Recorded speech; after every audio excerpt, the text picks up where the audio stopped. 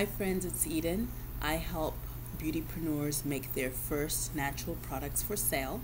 And today I want to come to you specifically with the topic of measuring and doing percentages as it applies to formulating and following formulas. And the reason why I feel compelled to create this little playlist on that subject is that this weekend I had the great fortune of hosting a workshop. There were about 17 people in the workshop, and you know, as I was kind of giving instructions and so forth, I had a little handout, and on the handout it had the percentages for the ingredients I was using, just kind of like a rough percentage guide so you can follow it and recreate it at home or adjust it the way you need to at home. Turns out two brave people had the courage to speak out and say, you know what, I need specific measurements. I can't do the percentages, that's too difficult. So I've kind of heard that once or twice before, but I kind of dismissed it. I didn't think anything of it. And then after they spoke up, like 10 hands went up, right? And this is a room ranging from late 20s to maybe 50s, maybe early 60s, It was a wide range of people.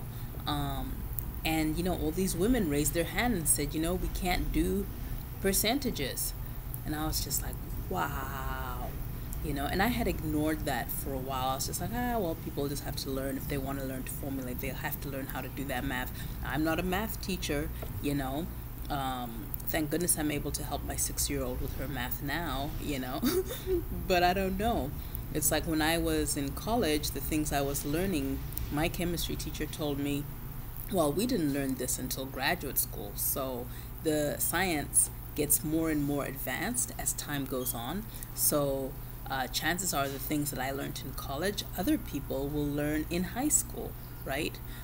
So the math is probably going to get a little bit more advanced too in some areas. So I was just thinking, well, people just need to learn it, But that was the wrong approach. And I apologize if you're someone that I've said that to in the past.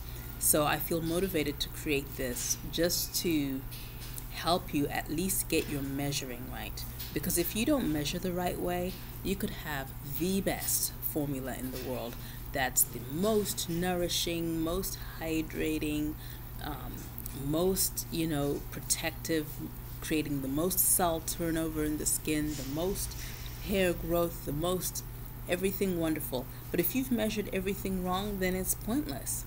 And then also it makes it hard when you grow large enough to go to manufacturing to then have a chemistry produce it. And you're wondering why his or her formula, when they send you a sample, feels completely different from what you did. It's because it is completely different because you measured wrong, right?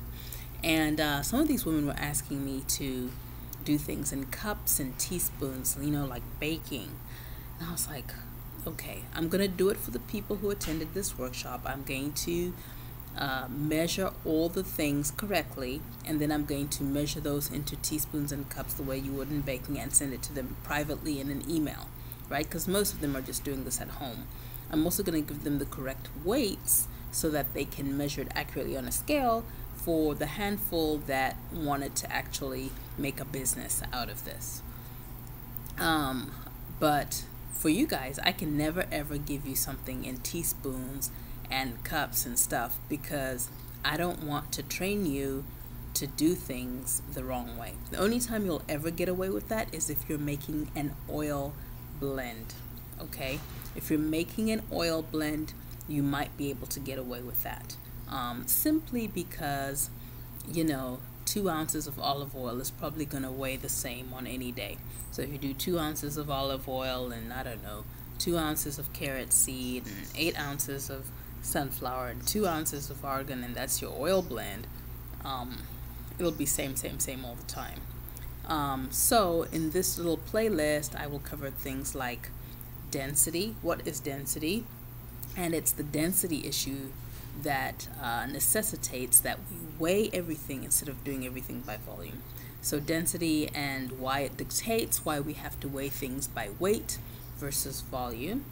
That'll probably be the next video. And then after that, it's going to be a while before I can get my videographer. I prefer to work with him because I like to keep the money in the family, so to speak, until he can come out here again and shoot a whole bunch of videos that require someone hovering over me as opposed to stationing a camera somewhere and hoping that you guys can see. So when that happens, I will create a video specifically with me measuring stuff and showing you how to measure different things. But in the meantime, there are plenty of crafters on YouTube who have created measuring videos, how to use a scale videos, right? So I will upload those for you, and put those in the playlist, other people's videos, because I think they can help you in the interim. But in any case, I hope this helps, and I look forward to any of your questions on the matter. And yeah, I'll see you in the next video. The next video in the playlist will probably come in 2 days. All right, thanks, bye.